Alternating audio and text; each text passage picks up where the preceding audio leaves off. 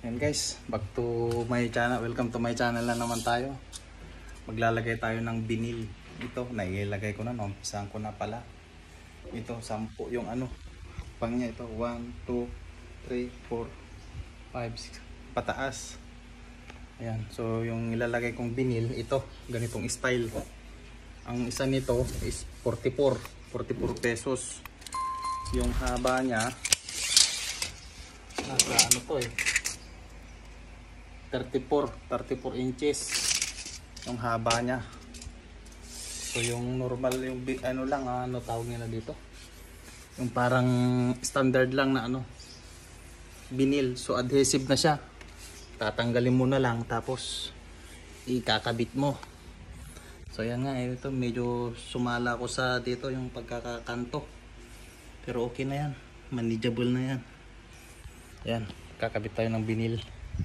Medyo mahirap din to guys, kasi first time ko magkabit at saka ano, wala akong experience paglalagay niyan. Umpisa na natin maglagay. Ipunasan natin bago natin ikabit pala guys. Dapat ano to, malinis, walang alikabok para kakapit yung ano niya, adhesive niya. So pinunasan ko ng maayos. Yan, kasi pag maalikabok parang useless din. Kailangan talaga halos walang alikabok. Yan, ito hindi naman siya ano, parang ano lang, medyo hindi siya, depende sa inyo kung anong gagamitin nyo. Para sa akin hindi ko yung na-advise, parang temporary lang naman to, para magkaroon ng ano, ng para maganda siya tingnan. Kailangan pag maglagay kayo nito, hindi malikabok yung ano, yung flooring, para ano, hindi sayang. Pag maalikabok siya, parang hindi siya kakapit.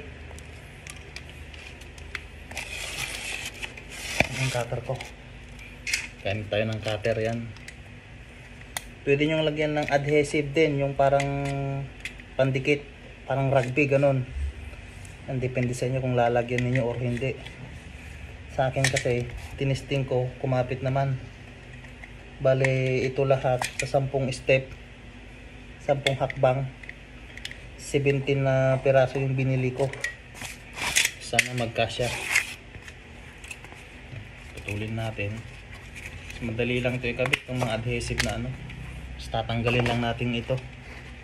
Yan, ito. Ikabit na natin. Make sure na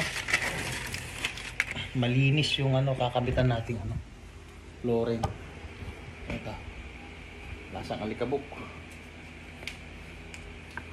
Hindi na ako kumuha ng tao, kasi pagkuha ka ng gagawa, palagay mo na ano, 700 din. Yan, para makatipid. Hindi naman tayo mayaman, ano lang tayo, mayabang. Ay, joke lang. Pwede na to, kaya naman magkabit eh. Para lang tayong ano, para matuto sa mga ano, construction, paano gumawa. Mamaya yung dito na lang sa kanto ang medyo mahirap. So yan, yung mamaya mag-cut na lang tayo dito. Dito okay na to, yung mga ganito. So ito lang yung medyo mahirap. Tsaka dito sa dito, okay na yan. Tsaka dito mamaya mahirapan tayo putol. Pero feeling ko okay naman na to.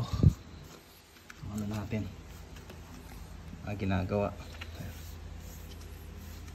parang medyo ano lang siya tingnan, presentable kumbaga.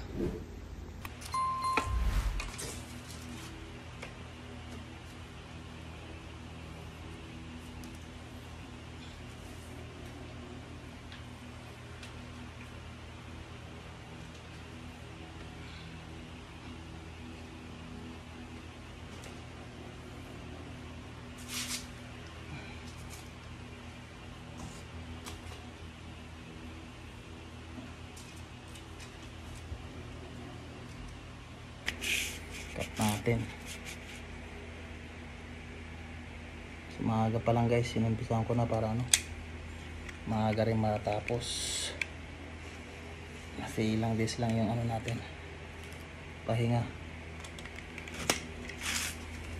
Tayo nang nagkabit, kasi pag kumuha ka pa ng labor, Siguro kagastos ka ng mga, palagi mo 700 isang araw. Meriendahin mo pa. Wala naman tayong ginagawa guys. Yeah. Tsaka napaka basic lang to na gawain. Kasi kung dati mahirap magkabit, ngayon marami ng mga tutorial. Tatanggalin lang to kasi may na siya, pandikit, adhesive na siya. Yan. Tayo na lalagay. Ngayon, kung gusto niyo lagyan ng niya dito, yung parang kalimutan ko na yung na yun, liquid chemical. Parang ididikit din. Para as inidikit na dikit talaga. So pag nilagay na natin, lang natin, igaganon lang para maganda yung dikit niya. Kung may kayo, yung parang liquid na yon na pandikit dito, pwede nyong lagyan din. Ito, kung maganda yung pagkakagawa nito, hindi siya bako-bako. Kasi kung may bako-bako siya, talagang lalabas yung niya, yung lalabas yung tunay na niya, kumbaga yung surface, parang ganun. So gaya nito guys, nakangiti siya, ganyan. Yan, nakangiti. Yan, tingnan natin. Kailangan talaga lagyan pa rin pala ng to, pandikit. So stop muna natin, bibili tayo ng pandikit para maganda yung niya. Kasi kung walang pandikit, yan, nakangiti yan na ganyan, yan. Bibilhin pa rin pala natin to ng pandikit. Tsaka maganda yung pagkakaano niya, lapat. Yan, mga ganyan. Pag hindi pantay, yun. Pag hindi mga pantay, nakangiti yan, aangat yan. Kaya kailangan pa rin yung pandikit natin. Kasi baka mamaya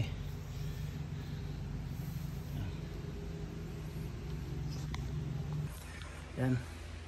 Basta kung magkabit kayo ng ganito tiles, kiskisin nyo yung mga ganito, yung mga ito mga to, yan, yung mga parang bako-bako nya. Kasi pag ilagay nyo yung tiles, yung vinyl, yan, uumbok, makikita yung nya. Yan, pag maglagay kayo ng ito maling ito, tanggalin yung mga to kasi uumbok yan yan, kiskisin yung maigi. Yan, tanggalin natin ang mga to ito kasi pag hindi siya maglalapat, magkakaroon siya ng bako-bako. Yan, bago kayo maglagay ng ganito vinyl, tanggalin nyo yung mga bako-bako nya kasi yan yung magpapapangit. Yan, medyo itong kalahati na lang ito, mamaya na lang ito kasi magpuputol tayo dito banda. Yan, i-check natin yung ito, kung medyo may nakaangat gaya nito guys, nakaangat konti, medyo na lang ninyo, lagyan nyo ng mabigat na bagay gaya nito, nakaangat siya. Ayan guys, malapit nang matapos. Sa taas okay na. Dito na lang sa mga kanto-kanto. Dito ako nahirapan guys, tingnan nyo. Pero okay na rin yan. Ayan, pakahirap. Parang na rin sa tingnan, presentable kung baga. May konting taste na lang, matatapos rin yan. Ayan guys, natapos din. Ito. Ay, punasan na lang natin to. Okay na yan. Yan. Ay, salamat. Stick wheel yung ginamit ko, walang vinyl glue. Pero okay rin pala yung stick wheel kaysa sa rugby. So ayan guys, ang init, grabe. Hanggang sa muli. Natapos din yung natin. Ito.